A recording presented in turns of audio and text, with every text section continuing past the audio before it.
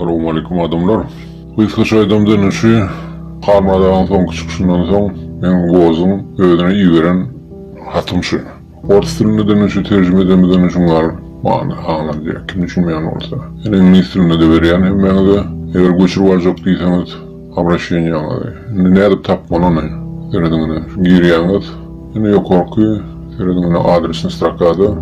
Gören olsanız. Şu sılkanı alayanız, doldurayanız, antadır tapmak. Şeyden giriyanız. Giriyanız sonra şunu altı başlayanız da sonra ne etmen. Berdi göreyanız şartta strana deyip var. Bu yeni dayıtsam berdi İngiliz dilinde de Orta dilinde de var. Hani göreyanız ne? Orta dilinde var. Hani bula şu Orta dili istediğiniz İngiliz diline geçirip biliyanız. Yani size onun gereği yok. Şu an şu yeni geçiyanız Orta diline şeydim çıkmaz.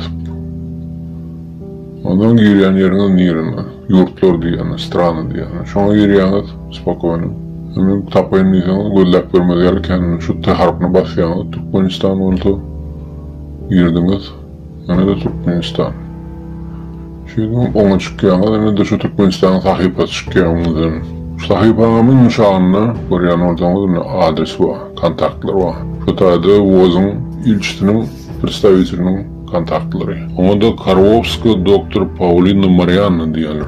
Koruyan ortamda familiyası adı var. Yani berdi de şu poçtası koruyan ortamda şu.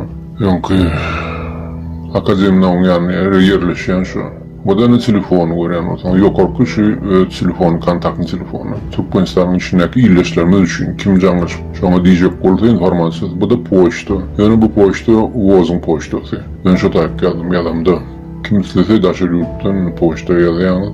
Olmasa da Türkmenistan'ın içindekiler şu yok korku telefonuyla kontakt alışabiliyorlar. Şu Doktor Paulina Marianna. Ondan ayda bilirsiniz kim nerede yatırını ben şu hatımda özüm yazdım. Şu Polemek sımkıda bilen yerim ben tek. Belki siz başka yerini biliyorsunuz. Şu an için haber edin onun nerede varlamış şu kamisi, paka içindeki, yurdun içindeki. Kuma ödün öz halkını da oturmağın bilip sizin hem karnaşlarınız kendine da kusam verin. Sağ olun adamlar.